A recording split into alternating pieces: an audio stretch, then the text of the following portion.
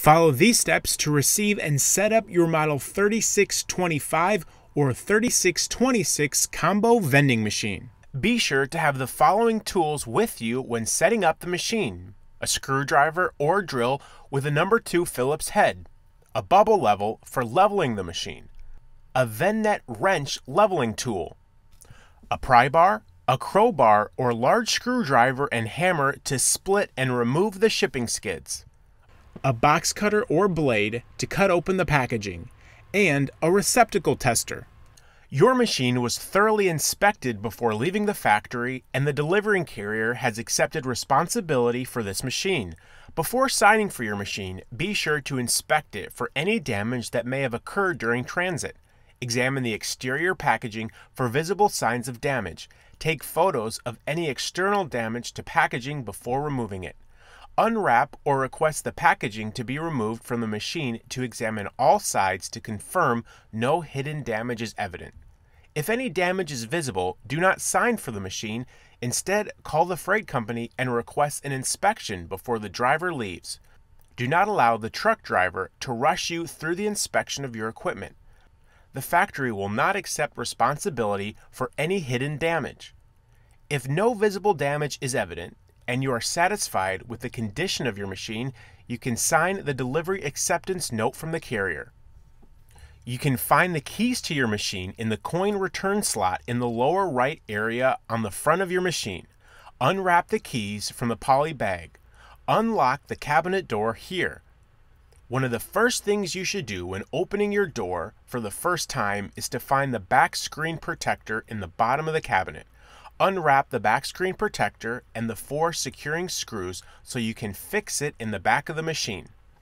Use the 4 Phillips screws to secure the back screen protector here in these holes. You need to make sure the protector is directing the air up like this if the machine is an inside model, and down if the machine is an outdoor model. Locate the power cord here on the back of the machine. Loosen these 4 Phillips screws to remove the cover and place it off to the side.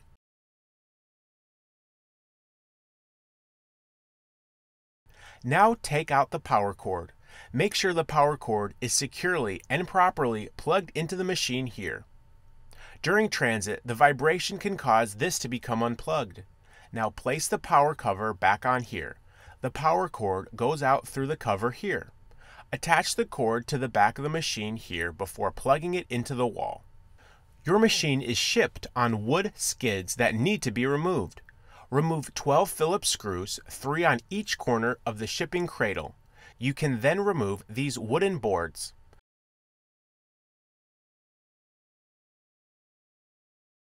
Using a hammer and a large screwdriver or pry bar, split the skids by inserting the wedge into the provided separation slot and applying pressure to front or back. Then use the hammer to knock the wood away from the legs. Because of the weight of the machine, it may be helpful to slightly raise the machine or for someone to push on the side of the machine, as this will help take the pressure off as you separate the wood from the legs. You can then dispose of the wood boards and metal washers. After removing the skids and before leveling, make sure the legs have a ½ inch between the black part and the base of the leg. Raise the leg base by turning it counterclockwise. Do this for all 6 of the legs. The machine must be positioned at least 4 inches from the wall. This is very important for good airflow so the refrigeration unit can operate efficiently. These optional foam blocks can be helpful when positioning your machine. Be sure to mount them vertically and not horizontally. It's important to remember to make sure your machine power button is off before plugging the machine into the wall. Also, before plugging the power cord to the wall socket, the integrity of the main electrical supply must be checked for correct polarity, presence of a good ground, and the correct voltage. These checks should be repeated at 6-month intervals with routine safety electrical testing of the vendor itself. If the receptacle is not properly grounded or polarized, contact a licensed electrician to correctly polarize and/or ground the receptacle to ensure safe operation. For proper operation of any equipment utilizing electronically controlled components, the equipment should be placed on an isolated or dedicated noise-free circuit, properly polarized and grounded. Refer to the electrical specifications in your service manual to determine circuit amperage and protection. Now plug in your machine. This red light shows that your machine is receiving power. To help ensure proper operation of your machine, it is critical the machine is level. Using a standard level, ensure the machine is level all the way around. Make sure the level is on the cabinet and not the door. Make sure the machine is level side to side and front to back. Place the level on the top of the cabinet.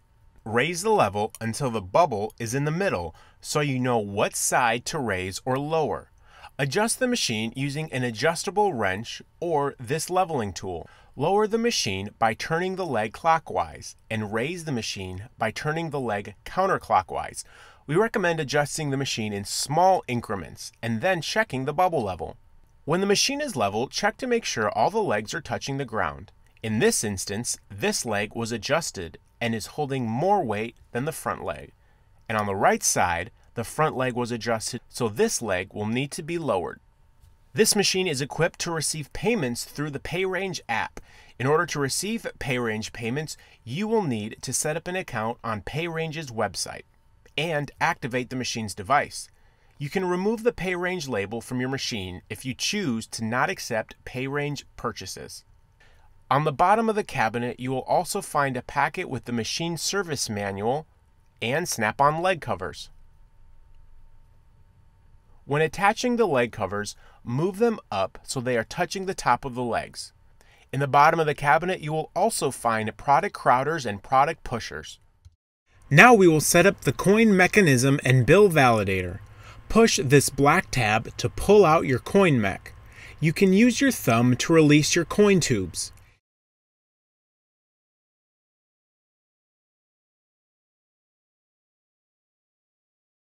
Here is the coin return lever, which can clear coin jams at the top of the coin mech. Up here, push the blue button on the top to release the bill box. Bills your machine receives will be stored here. Push the silver lever to remove the bill track and access this area on the bottom where bills can get jammed. Your bill box slides back into place like this. Now, in order to program your machine for your coin mechanism and bill validator, we will place the machine in service mode by pressing this button on the control board. When the machine is in service mode, any coins put into the machine will go to the coin tubes. The control board keeps track of the value of the coins going into the machine.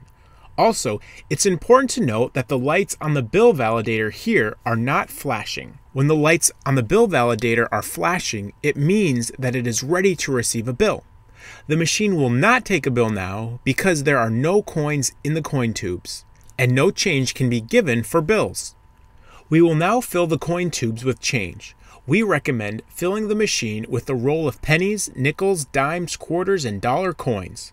You can see the amount of money you've placed in the machine by going over to the accounting menu, then historical, all items, press enter. On the bottom here, you can see the value of coins in the machine. Press the star key to get out of service mode. You will see the bill validator lights are now flashing.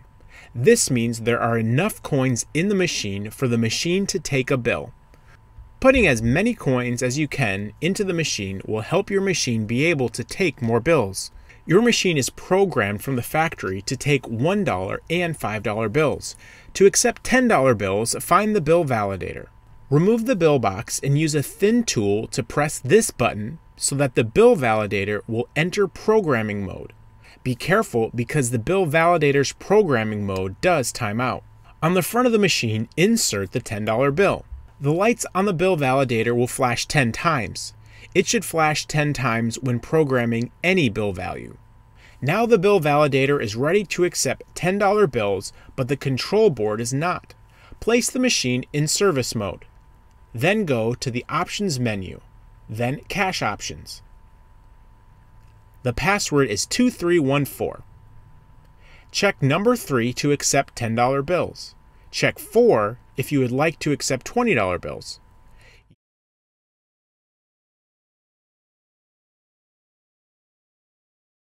Press pound to save. Press star to back up. Do not place bottles in dual coils. We recommend using a tray with 9 selections across, not 10. Only use 10 selection trays for small diameter beverages. Place 6-count coils at 7 o'clock to prevent bottles from falling out when the tray is pulled out. Remove the 2 set screws here on the top of the machine with the 5.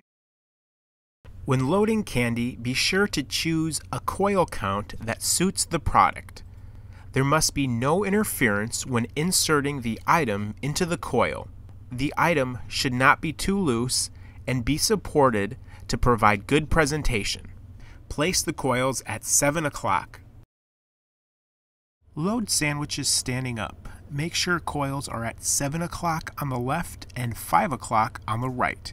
This also works for wedge sandwiches. Using 10-count coils for mini donuts can help you fit 70 to 80 packages in one tray. Place the donuts in the coils vertically. Here we are using 9-count coils for snacks. To make sure the coils are correct, load 3 products, lift up the bags. If the coils come up, it's too tight. The snacks should be able to be removed from the coils. Snacks that are shoved into coils that are too tight for them have air released from the bag and become stale faster. Canadian large serving snack bags are bigger and need 9-count coils. US large serving snacks generally are okay with 10-count coils. 5-count dual coils are great for food platters and salads in these plastic containers.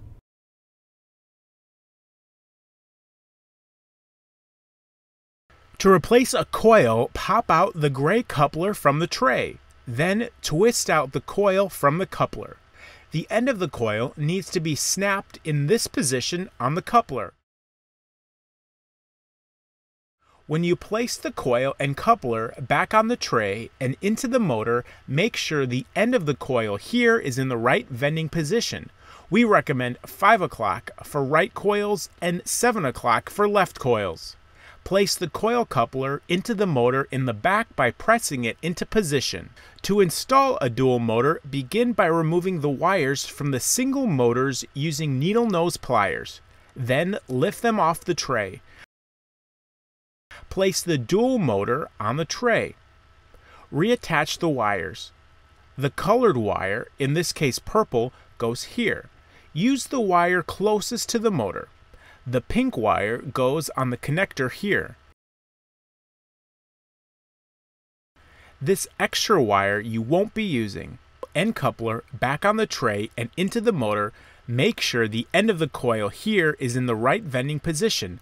We recommend 5 o'clock for right coils and 7 o'clock for left coils. Place the coil coupler into the motor in the back by pressing it into position. Product risers prevent the coil from riding up on a product like this. To install a product riser, pop out the gray coupler from the tray motor. Twist the coupler off from the coil. Take the screw from the riser kit and secure it in the coupler center hole like this. Place the coupler back into the tray motor.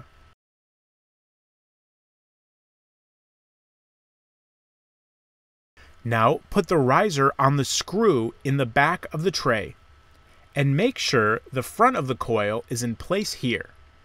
Finally, insert 2 screws in the front of the tray here.